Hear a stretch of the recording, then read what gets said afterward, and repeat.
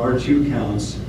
Each of those counts alleges that you committed the crime of first-degree murder, a violation. If you pled guilty or were convicted of first-degree murder, the maximum penalty could be up to life in prison. This is a case that can have massive implications. We are talking about a young mother, twin toddlers, the death penalty on the table after prosecutors claim she suffocated her children. And this is despite her initial claim that vaccines killed them.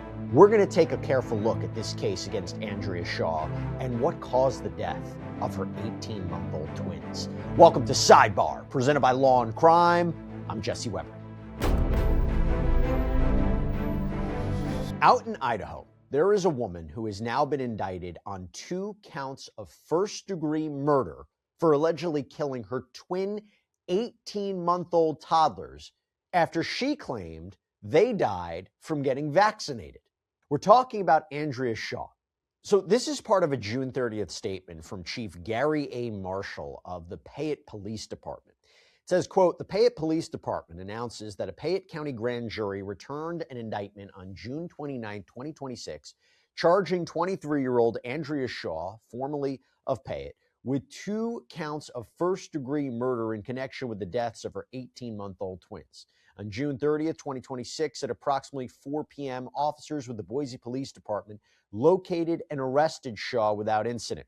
Shaw is currently being housed at the Ada County Jail pending extradition to Payette County. Upon her return to Payette County, she will be arraigned on 2 counts of first-degree murder." One thing potentially left out about her arrest, it's pretty major, if true. I will tell you, the defense mentions it in a filing. I'm going to get to it in a second. Big consideration. So Shaw made her first court appearance on July 2nd before this judge, who made it very clear what she was facing. There are 2 counts. Each of those counts alleges that you committed the crime of first-degree murder, a violation of Idaho Code 18-4001, 4002, and 4003. If you pled guilty or were convicted of first-degree murder, the maximum penalty could be up to life in prison and or the death penalty and a $50,000 fine. Now, by the way, on the topic of extradition, she actually waived extradition, meaning she didn't fight being brought back to Payette County, and she's being held on a $2 million bond. But I have to get a little bit more into this. This is all about cause of death, the way that I see it. This whole vaccination issue. So Shaw apparently appeared on this internet show, Children's Health Defense.tv. It's reportedly a group, Children's Health Defense, reportedly a group founded by Health and Human Services Secretary Robert F. Kennedy Jr. The title of this segment said, "Breaking: Toddler twins born together died together following vaccinations." And this is where Shaw claimed, while sitting there with her husband, Nathaniel, that her kids died after getting vaccinated. Shaw reportedly saying, quote, "They had got their shots at the same time by 2 nurses at the same time, and they got sick." So reportedly, the vaccines at the center of this are hepatitis A, influenza, DTaP. In that interview, Nathaniel said, quote, "They constantly were trying to pin me and Andrea against each other, trying to get us to say, well, I think she did it, or I think he did it," adding, "It was just straight to interrogation. We know one of you guys did it without having any proof, without even having an autopsy done, and they were just very adamant that we had done it." Andrea adding, "They said that it wasn't medical and that they figured asphyxiation and that I had supposedly had a postpartum overwhelming blackout and done it to my children. It made me feel crazy." And authorities believe this wasn't a vaccine complication. In fact, it doesn't even appear they think Nathaniel had anything to do with this. They claimed something happened and she did it. Because you go to the indictment and it reads, in part, "Andrea Renee Shaw, on or about May 1st, 2025, did willfully, unlawfully, deliberately, with premeditation, and with malice aforethought, and or in the perpetration of an aggravated battery on a child under the age of 12 years old," so that's kind of a felony murder thing, "did kill and murder the child, DS, by the act of suffocating her, which resulted in her death." In fact, according to CBS 2 News out in Idaho, Officers responded to this home on 1300 block of North 9th Street. There was a report of a possible dead child. They find the twins' bodies, and the chief of police, Marshall, who I mentioned before, said that it was being treated as a homicide. There was a news release saying at the time, quote, foul play is suspected, and the incident is being handled as a homicide at this time. I got to say something real quick before we jump more into this. So running a business is tough enough, right? Why make it harder doing things manually or relying on dozens of apps that don't talk to each other? So that is where our sponsor Odoo comes in. So Odoo is an all-in-one business management platform with a full suite of integrated apps that seamlessly connect all your operations, from sales and accounting to manufacturing, even shipping. Odoo can automatically generate professional, sleek-looking sales orders and invoices and vendor bills. It can automatically assign sales teams, send email updates through each sales stage, and even use AI to pull reports that help with your decision-making. So for manufacturing, their apps can sync inventory with real-time production and purchase updates so you never run out of stock. When it comes time for accounting, that's also fully automated. Odoo can create invoices, track expenses, and even summarize data with AI to save you hundreds of hours. You know what the best part is? You can choose your apps and even build custom workflows, so it's all fully tailored to your business's needs. Take your business to the next level by consulting with an Odoo expert today for free at odoo.com/sidebar. Is this going to be a battle of experts on cause of death? Is that what we're going to see? How is that going to look? I'm going to bring on an expert to discuss this in a second. But what I will say, okay, according to CBS News, Shaw's attorney, Joe Felicetti, wrote in this text message that his client, quote, denies anything and everything, that the prosecution cannot prove the charges, adding, quote, we will defend her with wholeheartedness. In a statement to CNN, Felicetti said, quote, it's been 14 months and our position has been the same all along, that she did nothing to cause the death of these two children. She followed the vaccine schedule and they were having vaccine reactions. That seems to be the defense. And we did even kind of get a slight glimpse into the defense strategy in two different ways. So first, I want to mention there was this motion by the defense to reduce her bond in this case. And there was also this document. And this document also apparently revealed what I mentioned before, a major update, a major detail about her arrest. I'm going to read it to you verbatim. Quote, at the time of her arrest, Andrea had just given birth via cesarean section on June 25th, 2026, 3 weeks prematurely. So she was pregnant. The newborn spent one night in the NICU before being with Andrea. Andrea was breastfeeding and using formula until her milk fully came in prior to her arrest. The baby needs her mother to feed as she is not taking too much of the formula. Andrea's entire network of family and support is located in the Payette and Ontario area. She has worked as a life coach for her brother's business. She and her husband, Nate, moved to Boise shortly after the incident due to mistreatment after multiple negative media reports about her case. She has faithfully been in contact with my office and has done absolutely nothing to avoid being detected or open to facing potential charges. She has only lived in Payette or Boise since 2015. Andrea is sweet and quiet. She keeps to herself. She's not a threat to anyone. All of her family, as well as my office, will ensure that she appears in court to face her charges. She had claimed her innocence of these charges throughout the investigation. There are no confessions or statements that would indicate that she committed this horrendous allegation. While we have not seen any of the evidence or testimony due to the use of the grand jury, because it's a secret proceeding, at best, the state has a circumstantial case. The defense has a phalanx of expert testimony that will dispute the state's allegations. The defendant is presumed innocent of these charges until proven guilty. Bond is for the purpose of ensuring the defendant's attendance at court. The defendant is neither a flight risk nor any danger to society. Those are the two main factors. Andrea does not even have a speeding ticket or parking ticket to her name. She has no failures to appear. There is no indication of any likelihood of her committing any new crimes while out on bond. She attends church in Payette and has the support of her church family. She does not own a passport. She will agree to any conditions the court would require. She has consistently proclaimed her innocence, and this court should appreciate the fact that the state has taken a long time to make these charges while she has stayed in the area awaiting the results on the investigation. Of concern on an emergency basis is the fact that Andrea has a newborn that was born prematurely. And then they list out all these potential complications resulting from post-cesarean section, recovery period, breastfeeding, blood pressure, hemorrhage issues, and it ends. The defense would ask this court or the district court to immediately reduce the bond to a manageable amount of bond to $100,000. Now, as far as we could see at the time of this recording, there was no word yet on if the prosecution responded or what decision the judges made.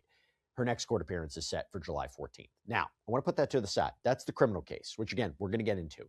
But there is something that is related. There is something that may give us an indication about the defense's case, something that may affect it. There is a civil case. Shaw is part of a federal lawsuit that was filed on January 21st, 2026, so months before her arrest, where she, along with Children's Health Defense, are suing the American Academy of Pediatrics.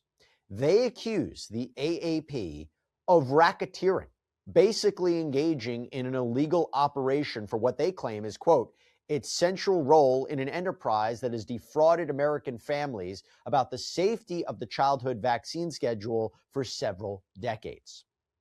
And this is a lawsuit for violation of the RICO statute, conspiracy to violate the RICO statute. And in this complaint, there is a description of what Ms. Shaw allegedly went through.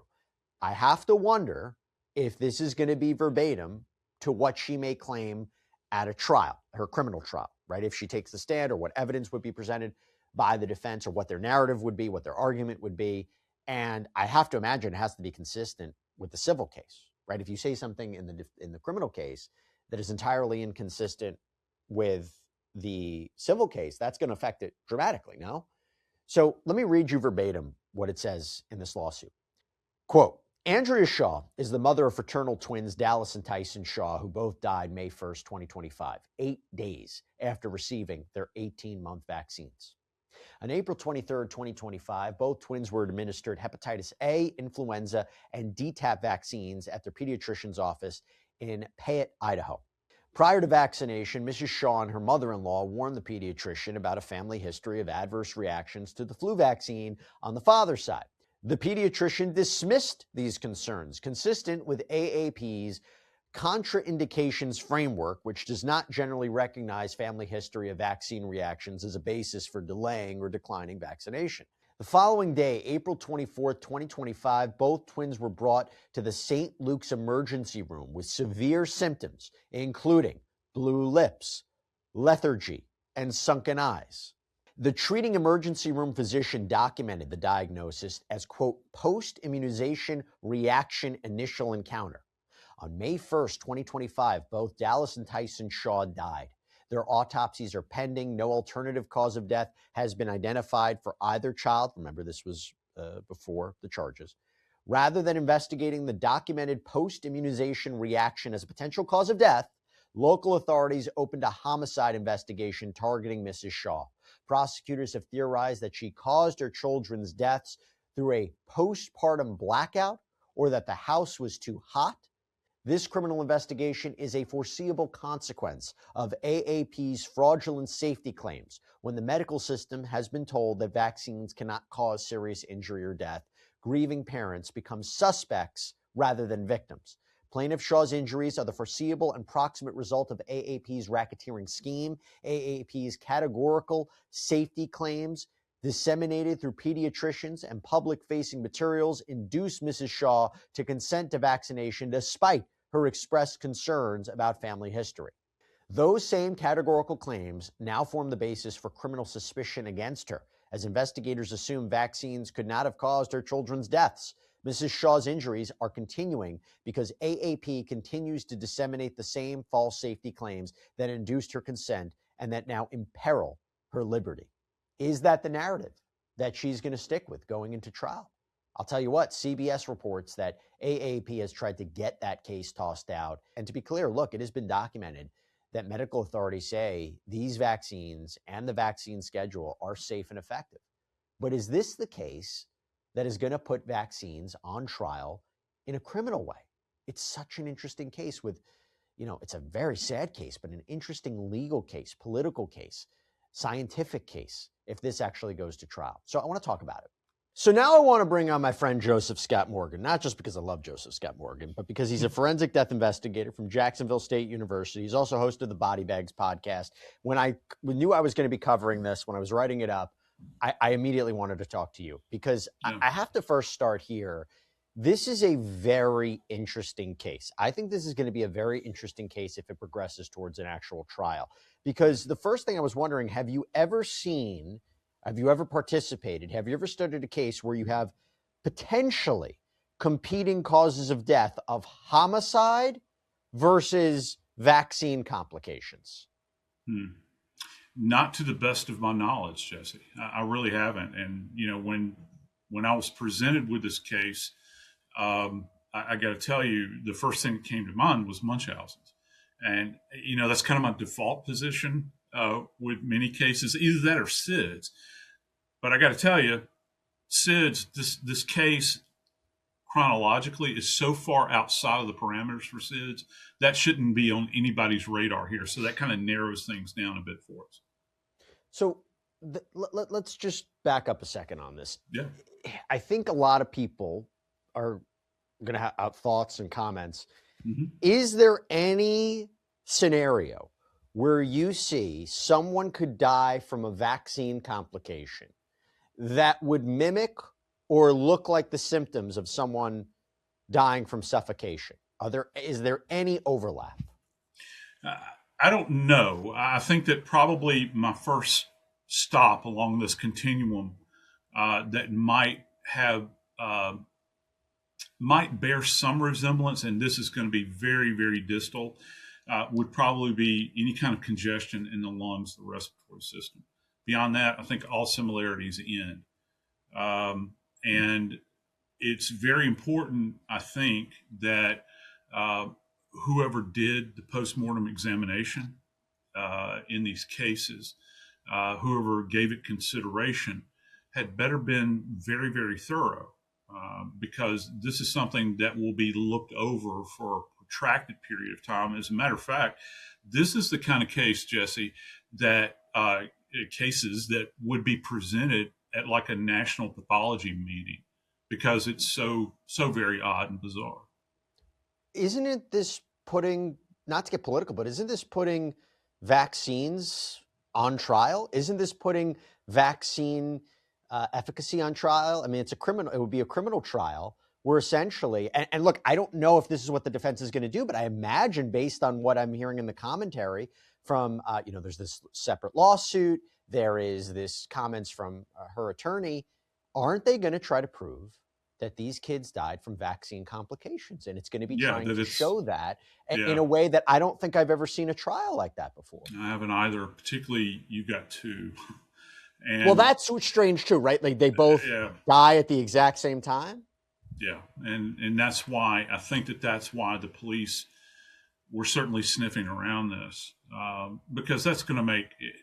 And you would have had a medical legal consult on this, because do you realize I can't give you the numbers, I'm just kind of throwing this out there. You realize what the odds are of two kids dying simultaneously? Because even if they're twins. Yeah, even if they're twins, that can kind of be excluded, all right? Because what you were talking about a second ago, was what we would term, and this is very popular in the zeitgeist, is vaccine injuries, right? And that's what we talk about a lot. And look, I'm not saying that there haven't been people that have reacted poorly to vaccines in the past. However, if you're trying to sell me as an old death investigator on the idea that two kids spontaneously die at the same time, I'm going to have a major problem with that. You're going to have to prove that to me. And I mean in very specific terms. And so that's why I'm saying that any kind of examinations that were done, whether it was the gross examination of the remains, that is what we're looking at with the unaided eye, toxicology samples, any kind of cultures that were done, and certainly microscopic stuff relative to the histo exams that we do, where we take bits of the organs and we look at them under the microscope over a period of time, because, that when you do histo exams, that shows inflammatory responses. that you can't see, like, with the unaided eye. So you have to put it on scope to take a look at it. And those are, kind of reactive events that you can only assess with histo exams. So all of that's going to play into this, Jesse. Well, how do they know it's suffocation? When you do an examination, what are the signs that something can be suffocation? And would you be able to know whether it was using some sort of material, a pillow, Yeah. a blanket, Yeah. someone's hands? How do you know it's suffocation? Well, there's a couple of things we look for with suffocation. Obviously, and you and I have talked about this before, we begin to think about the little pinprick hemorrhages in the eyes, petechial hemorrhages, right? And that means that's a pressure-related event where the airway is being blocked to the point and the subject is struggling to breathe. And you have this kind of congestive backup that happens essentially. And you get these little burst vessels in there. And that's many times indicative of some kind of asphyxial death, right? Another thing here, and this happens a lot with children that have been suffocated, say manually, you check, and if everybody at home will just kind of follow along with me here, take the tip of your tongue, you can find that little piece of connective tissue that's your upper lip and your lower lip. It's called the frenulum. Well, if you place a hand over the mouth and someone is struggling, okay, back and forth like that, did you know that the frenulum will rip? It'll tear. And you see that with direct pressure being placed over a hand. Interestingly enough, boxers get this when they get popped in the mouth. Oh, that's interesting. But you see it with children that are suffocated. That's why, people will say, well, it's the perfect way to end somebody's life. Well, if you're talking about manual suffocation like this or smothering, with babies are still going to react. Even, we're saying babies 18 months old, they're still going to react. They're going to fight against it. It's that kind of primal brain response that we get. They go into survival mode. Just to take a step back, have you Yeah. personally, or a colleague of yours, or anybody you know, ever concluded that a child, adult, died from a vaccine complication, that was the cause of death? Not in my practice. No, not in my practice as a death investigator in New Orleans and Atlanta. I'm not saying it hasn't happened, because I know of cases where people have had a negative response to vaccines. My big question is how exactly do you get this calculus to work relative to two subjects? Okay. I can understand it a little bit better if you have a standalone individual, but to have two subjects that spontaneously die like this, it's really, really tough to go down this road intellectually, Jesse. Now, Joseph, I know that you saw some portion of this lawsuit that she's a part of. Yes. This, again, I wonder, is it going to mimic what a defense attorney would argue at a criminal trial? What do you make of that? I mean, if they have the records that the children were brought for medical services and they had the emergency medical services and they had this potentially adverse reaction to the vaccine, how does this affect the analysis? Well, for me, I think that the big thing I will come back to on this is that how in the world did two distinct individuals, and they're fraternal twins, distinct individuals at the same moment in time go into a distressed situation where it's an end of life event? How exactly does that happen? Because that's problematic. That's problematic for the defendant in this particular case. And dollars to donuts, man, I'm telling you, that's why the police began to sniff around this, because anything that you have relative to a spontaneous event like this, it's going to raise suspicions with the police. It would. And listen, when we have an 18-month-old that dies, just say individual, we're going to go over this case with a fine-tooth comb. We have to arrive at an explanation for death. Is this a vaccine injury? Well, if they're trying to sell this as a single standalone event, I'm going to be more intrigued by that relative to a vaccine injury. than I ever would if this is two that simultaneously pass away, Jesse. What is a battle of experts going to look like if this goes to trial? I don't know if it'll be the battle of the Titans, but this is what you're going to have. You're going to have, certainly defense is going to offer up pediatric testimony, I think, because it's in that realm. You know, we are all familiar with vaccines, right? We're parents. We were kids at one point in time, believe it or not, and we all went and got vaccines, right? Who gave those vaccines to us? Well, some people went to the health department. Other people went to the family pediatrician, okay? So you're going to have a pediatric specialist that will come on board. Another thing that they're going to have and have available to them, did you know, and many people don't know this, that there are forensic pathologists out there that specialize in pediatric forensics. So my suspicion is that if the state wants to go the distance with this, they will retain as their own expert someone like this, in addition to the forensic pathologist that did the examination initially. They may even try to draw in their own clinicians. This is separate from forensic practice that will talk about this and either the likelihood or the unlikely nature of this.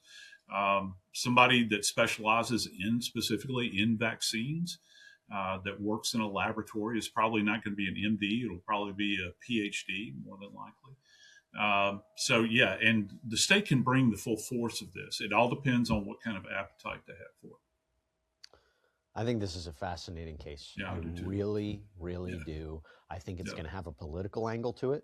I think it has a criminal angle to it. I think it's going to have a lot of eyeballs on it if it should progress.